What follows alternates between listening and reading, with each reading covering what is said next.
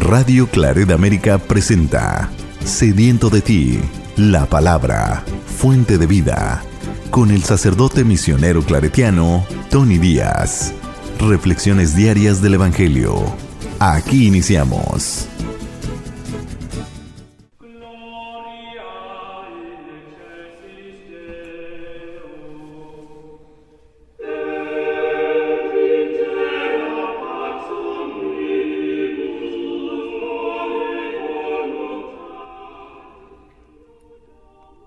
Bienvenidos hermanos a nuestras reflexiones bíblicas de las lecturas del día. Hoy es miércoles de la primera semana de la temporada de Adviento. Miércoles de la primera semana de la temporada de Adviento. Hoy celebramos la fiesta de San Andrés Apóstol. La primera lectura de hoy viene de la carta de San Pablo a los Romanos, capítulo 10, versículos 9 al 18. Hermanos, basta que cada uno declare con su boca que Jesús es el Señor y que crea en su corazón que Dios lo resucitó de entre los muertos, para que pueda salvarse. En efecto, hay que creer con el corazón para alcanzar la santidad y declarar con la boca para alcanzar la salvación. Por eso dice la Escritura, ninguno que crea en Él quedará defraudado. Porque no existe diferencia entre judío y no judío, ya que uno mismo es el Señor de todos, espléndido con todos los que lo invocan. Pues todo el que invoque al Señor como a su Dios será salvado por Él. Ahora bien, ¿cómo van a invocar al Señor si no creen en Él? ¿Y cómo van a creer en Él si no han oído hablar de Él? ¿Y cómo van a oír hablar de Él si no hay nadie que se lo anuncie?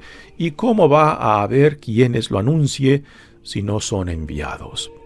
Por eso dice la Escritura, qué hermoso es ver correr sobre los montes al mensajero que trae buenas noticias.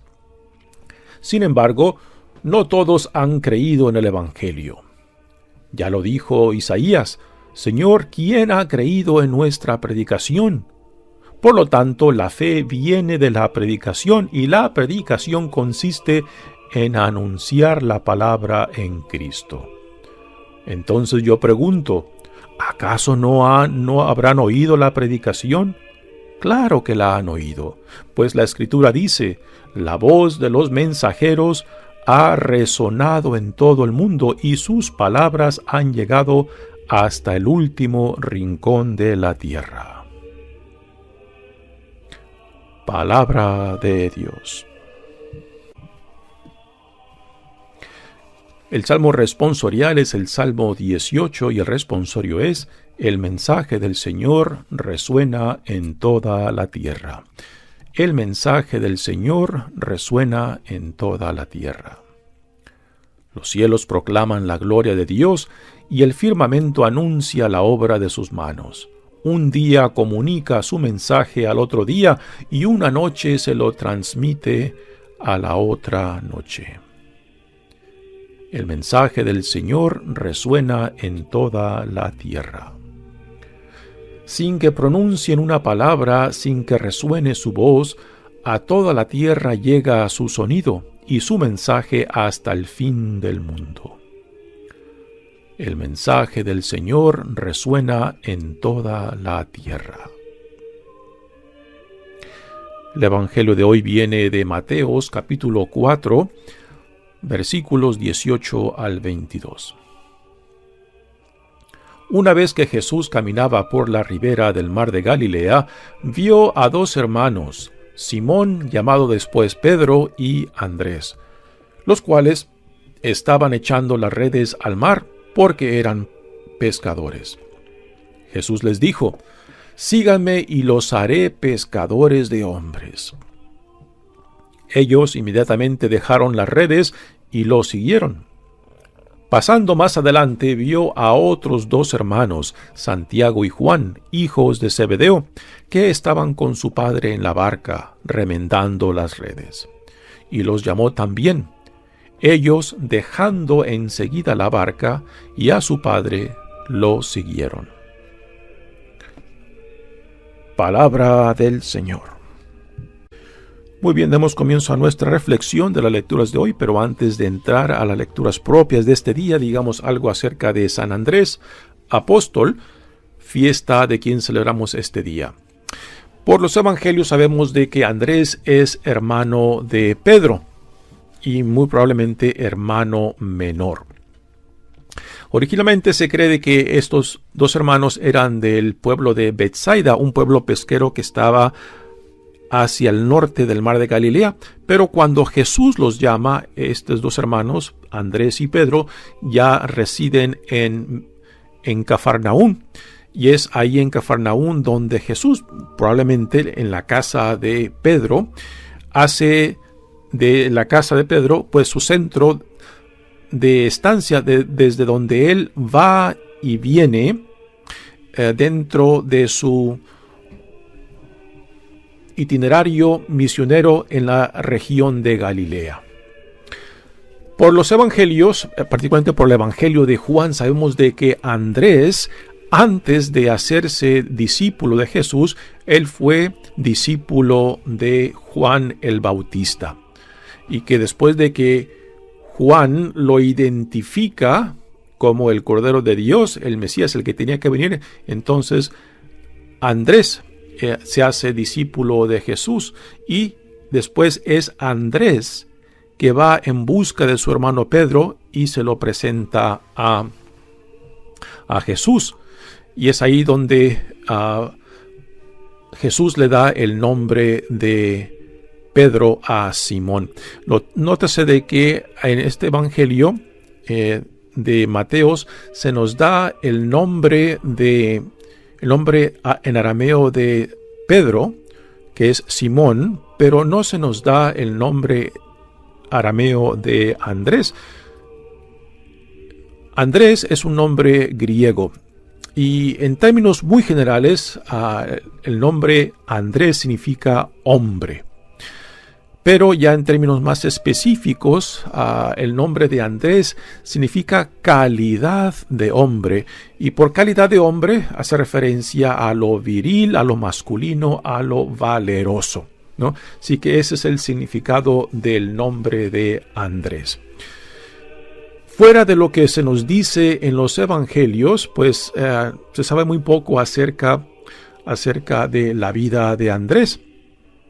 Por Eusebio, uno de los padres de la iglesia, citando a Orígenes, dice que Andrés predicó el evangelio en Asia Menor y que llegó hasta lo que hoy en día es Ucrania. San Andrés es patrón de Rumanía y Rusia, y se dice de que también fundó la iglesia en Bizancia, en lo que después es llamado Constantinopla, que fue la sede del Imperio Romano Oriental y también la sede del Patriarcado de Constantinopla. Se dice de que San Andrés murió en la provincia de Acaya, en la parte sur de Grecia, y que fue crucificado en una cruz en forma de X, porque, según dice la tradición, de que San Andrés no se sintió digno de ser crucificado en una cruz como la de su Señor Jesucristo. Por esto la cruz en forma de X es llamada la cruz de San Andrés. Y desde el siglo VI se viene celebrando esta fiesta en honor a San Andrés.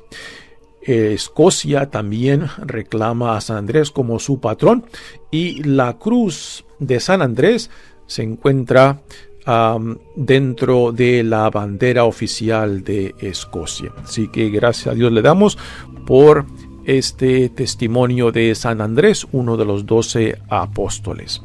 Muy bien, pasemos ahora a las lecturas de hoy, que viene de la carta de San Pablo a los Romanos.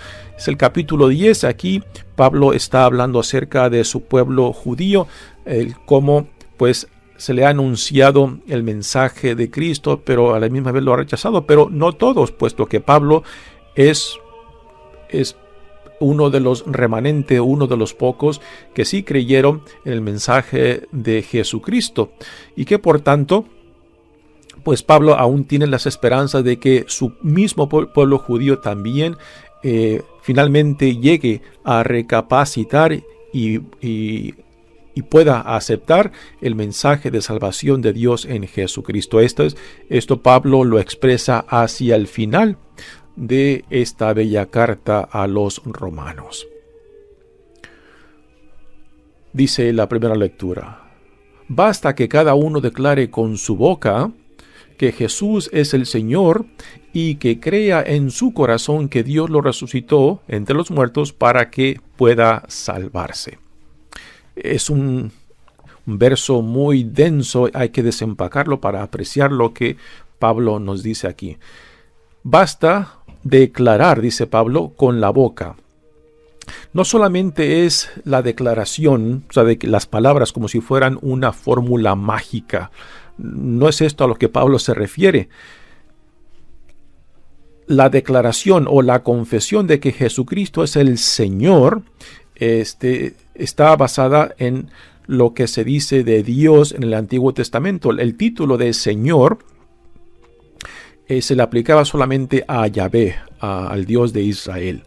Pero en Jesucristo, porque Dios lo resucitó y en la resurrección tanto el pecado como la muerte han sido conquistadas, en la resurrección Jesucristo ha sido constituido como Señor y Salvador.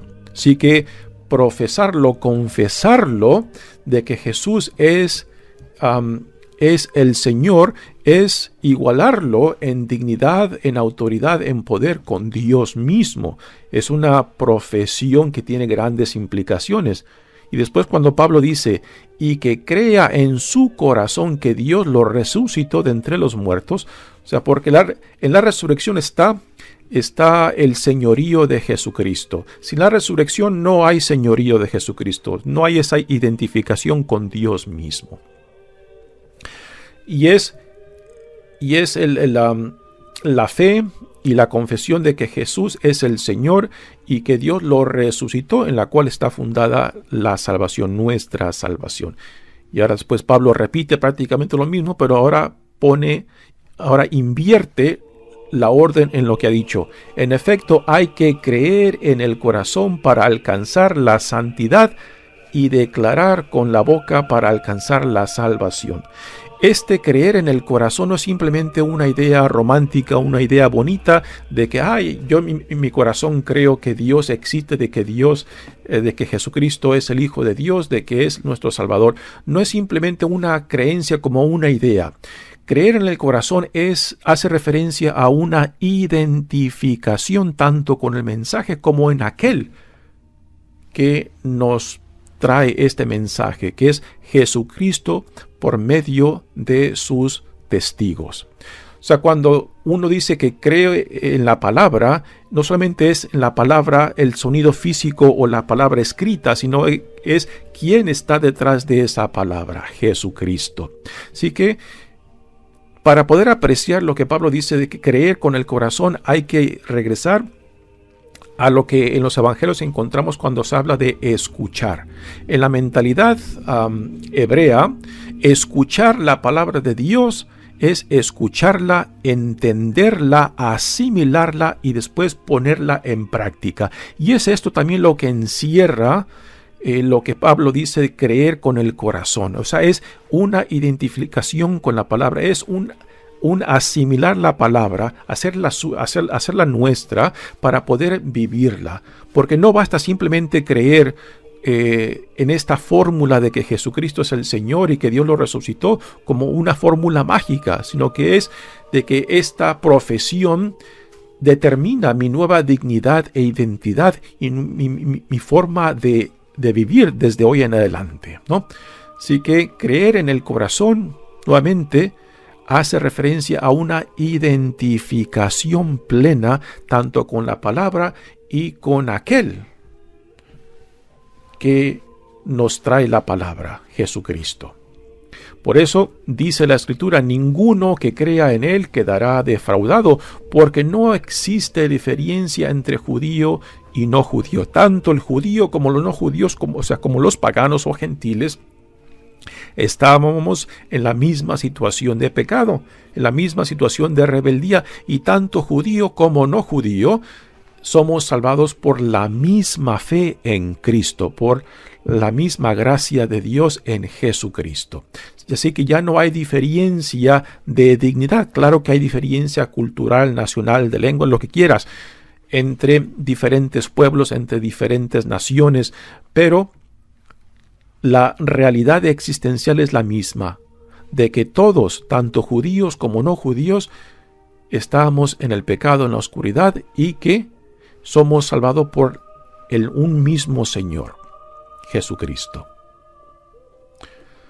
Ya que uno mismo es el Señor de todos, espléndido con todos los que lo invocan, pues todo el que invoque al Señor como a su Dios, esta expresión es impresionante, particularmente venida de un judío, ¿no?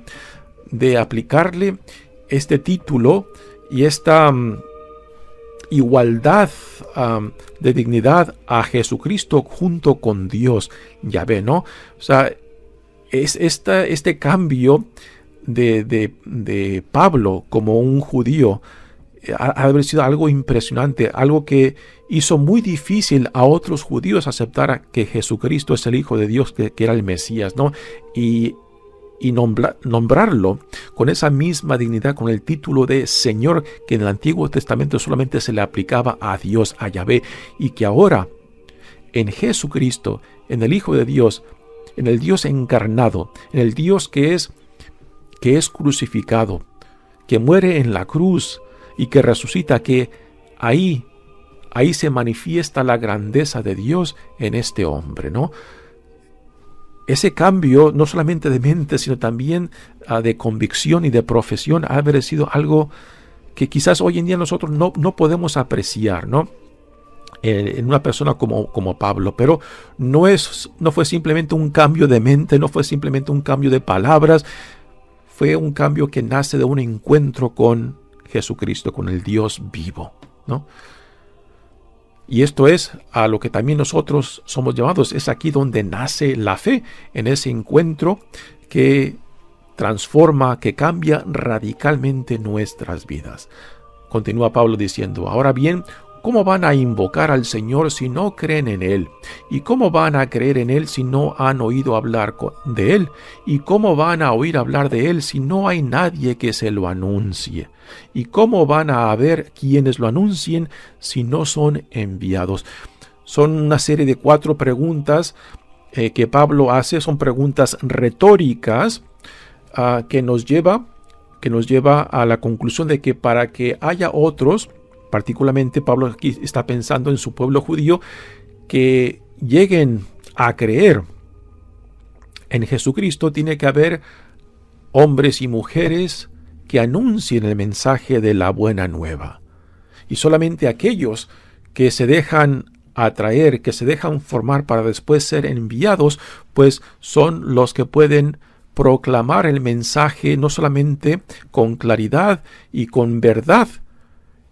Pablo aquí hace referencia a mensajeros específicos, o sea, evangelizadores específicos que están conectados con la tradición apostólica. Y la tradición apostólica se refiere a aquellos que fueron testigos de Jesús, o sea, de que convivieron con Él, de que lo escucharon, de que fueron testigos tanto de sus enseñanzas como de sus obras milagrosas, de que fueron testigos de su pasión, muerte, resurrección y ascensión. Todo esto es parte de la tradición apostólica que buscó defender la verdad en torno a Jesucristo cuando surgieron en los primeros 4 siglos diferentes nociones, diferentes ideas acerca de Jesucristo. Varias de estas otras ideas o nociones de Jesucristo eran herejías que distorsionaban tanto la imagen como el mensaje de Jesucristo. Y es la tradición apostólica lo que hace posible de que entre tanta confusión, tantas diferentes ideas, pues la tradición apostólica vaya flotándose arriba con la verdad y pueda defenderse ante otras declaraciones acerca de Jesucristo que distorsionaban tanto el mensaje como la imagen de Él, ¿no? Así que cuando Pablo habla de cómo van a oír hablar de Él si no hay nadie que se lo anuncie, ¿Y cómo va a haber quienes lo anuncien si no son enviados? Enviados según la tradición apostólica para no solamente proclamar la buena nueva, el mensaje de Jesucristo, sino también para defender la verdad ante distorsiones de otros que aunque que llevan el nombre de cristianos, pues distorsionaban el mensaje y la imagen de Jesucristo. Continúa Pablo diciendo: sin embargo, no todos han creído en el Evangelio. Ya lo dijo Isaías: Señor, ¿quién ha creído en nuestra predicación? Por lo tanto, la fe viene de la predicación, y la predicación consiste en anunciar la palabra de Cristo. Y no simplemente es la palabra, literalmente a lo que se refiere Pablo, sino que es la persona de Cristo quien nos habla por medio del mensajero. Y a últimas, no simplemente es creer en la palabra, es creer en Cristo por medio del encuentro con Él, en sus mensajeros, en sus testigos. Y es esto a lo que todos somos llamados, de esa relación de intimidad y confianza que tiene la capacidad de transformar vidas, de realmente reorientar el rumbo de nuestras vidas. Cuando Dios entra a nuestras vidas, nos llama por nuestro nombre y nos dice: ¿te las juegas conmigo? Continúa Pablo diciendo: por lo tanto, la fe viene de la predicación, y la predicación consiste en anunciar la palabra de Cristo. Entonces yo pregunto, dice Pablo, ¿acaso no habrán oído la predicación? Aquí Pablo tiene en mente a su pueblo judío, que aún tiene Pablo fe de que su pueblo escuchará el mensaje de salvación de Dios en Jesucristo. Aún no, y esto hacia el final de esta bella carta a los romanos, Pablo expresa esa convicción de que su pueblo judío no está perdido, que la promesa de Dios aún está vigente y que se llevará a cabo. O sea, de que Dios atraerá a todas las naciones para que sean parte de este plan de salvación que Dios ha diseñado para toda su creación. Claro que han oído, dice Pablo, pues la Escritura dice: la voz de los mensajeros ha resonado en todo el mundo, y sus palabras han llegado hasta el último rincón de la tierra. ¿Qué pensaría Pablo si estuviera entre nosotros hoy en día, ¿no? De que ya por encima de 1 billón de creyentes cristianos habemos en el mundo, ¿no? De que este proyecto del reino pues empezó con un solo hombre, Jesucristo, y después al llamar a discípulos en torno a él, pues se formó una pequeña comunidad, y esta pequeña comunidad lo que logró hacer por la gracia de Dios, por el Espíritu de Dios, ¿no? Y este proyecto de salvación, este proyecto del reino aún sigue activo hoy en día. Aún hoy en día tenemos la responsabilidad de compartir, de proclamar la buena nueva de lo que Dios en Jesucristo ha hecho y continúa haciendo. Esta misión, esta responsabilidad aún está activa en nosotros, y somos responsables de compartir la buena nueva, ¿no? Y de compartirla no solamente de palabra, como San Francisco le decía a sus hermanos, ¿no? Si es necesario, utilicen cualquier forma de compartir la buena nueva, y si es necesario, y solamente si es necesario, utilicen la palabra. Para un San Francisco, por encima de la palabra estaba el testimonio de vida, porque a últimas es lo que convence a la gente, ¿no? El testimonio de vida que demos, porque es muy fácil hablar acerca de Dios, pero modelar, dar un testimonio de esta fe encarnada en nosotros, la forma que se vive, la forma que se relacionan, los valores que se cultivan, en las prioridades que uno tiene, ahí claramente se manifiesta el Dios en relación con quien vivimos. Y esto es, a últimas, lo que convence a otros del mensaje de Cristo. Muy bien, pasemos ahora al Evangelio de hoy, que viene de Mateos, y aquí se nos narra el llamado que Jesús hace a sus primeros discípulos, a diferencia del Evangelio de Juan. Como lo mencioné al principio, En el Evangelio de Juan, Jesús llama primeramente a Andrés, que era discípulo de Juan el Bautista, y después es Andrés que va en busca de su hermano Simón, que después Jesús lo llama a Pedro. Esta dinámica de que Jesús llama a Andrés, Andrés llama a Pedro, pues es algo que se repite constantemente en la experiencia con Cristo, ¿no? O sea, por medio de quién tú llegaste a Cristo. Y por esta pregunta no siempre me refiero a de que me llevaron al catecismo, no. El catecismo es una parte de tu formación, pero el encuentro concreto con Cristo es algo mucho más personal. O sea, ¿quién fue quien Dios utilizó contigo para atraerte a esa experiencia que tiene que marcar tu vida, un antes y un después? Esa experiencia que determine la orientación de tu vida, a lo que tú después vas a dedicar a tu vida, tanto en los valores que determinarán tu vida, las prioridades de tu vida, a lo que le darás tiempo, energía, importancia y recursos. Ahí se manifestará la fe en aquel con quien tú te las juegas todas por todas, ¿no? Y es esto aquí lo que se nos da en este llamado de Jesús a los primeros discípulos, a Pedro y Andrés, hermanos. Una vez que Jesús caminaba por la ribera del mar de Galilea, vio a dos hermanos, Simón, llamado después Pedro. Simón es el nombre arameo de Pedro, y Andrés. Ahora el Evangelio no nos da el nombre arameo de Andrés, solamente el nombre griego, los cuales estaban echando las redes al mar, porque eran pescadores. Los dos eran pescadores, y por lo tanto es muy probable de que tanto Pedro como Andrés tenían muy poca educación. Y sin embargo no fueron los expertos, no fueron la crema innata de la sociedad del tiempo de Jesús los que escucharon el mensaje, los que recibieron el mensaje, los que se dejaron atraer por el mensaje de Dios en Jesucristo. Fue la gente sencilla, la gente que estaba hambrienta y deseosa de Dios, ¿no? Ellos fueron los que sí se dejaron atraer por el mensaje de Jesucristo, se dejaron transformar por su palabra y por el acompañamiento con Él, para que después pasaran a ser los promotores de este proyecto de salvación que Dios había inaugurado en Jesucristo, el proyecto del reino ya entre nosotros.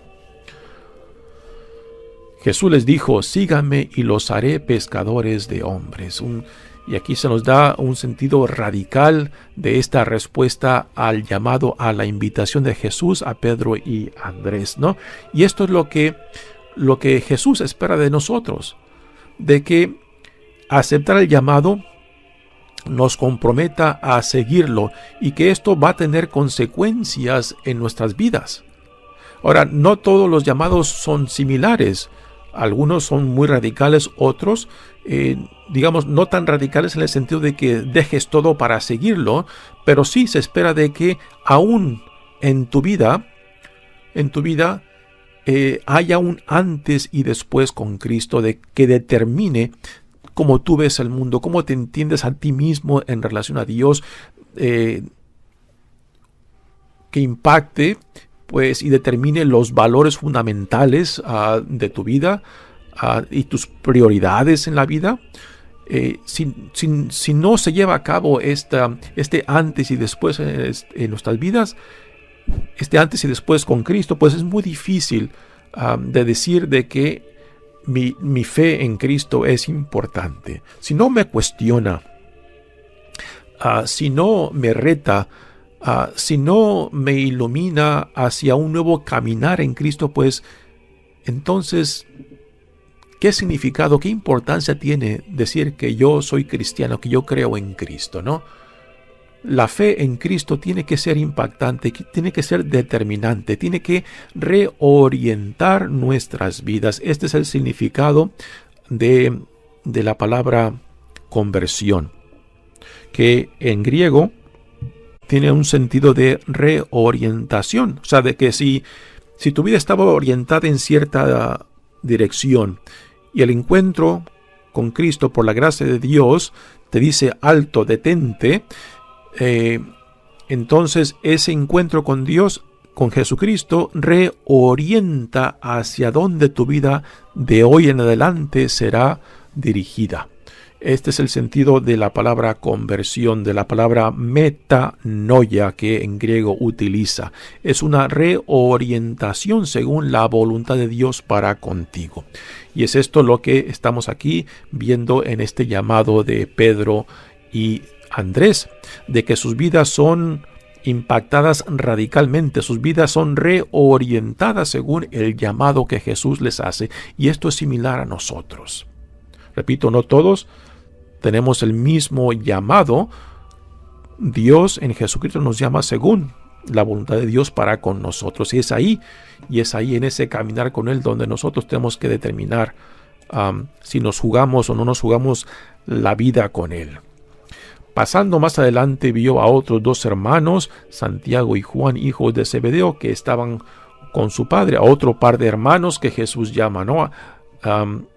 Para ser parte de sus discípulos. Y también estos dos hermanos, Santiago y Juan, lo dejan todo, dejan su oficio de pescadores, dejan a su padre y se unen a Jesucristo. Se jugarán sus vidas prácticamente en este seguimiento. Otro testimonio de que el antes y después de Jesucristo tiene que también ser verdad en nosotros. O sea, de que uno puede decir, yo antes pensaba de esta manera, vivía de esta manera, tenía estos valores, tenía esta orientación en la vida, pero el encuentro con Cristo pues ha cambiado, me ha reorientado según el llamado que me hace. Mi nombre es Padre Tony Díaz, misionero claretiano. Que Dios los bendiga. Radio Claret América presentó Sediento de ti, la palabra. Fuente de vida. Sus comentarios son importantes. Contáctenos en radioclaretamerica@gmail.com.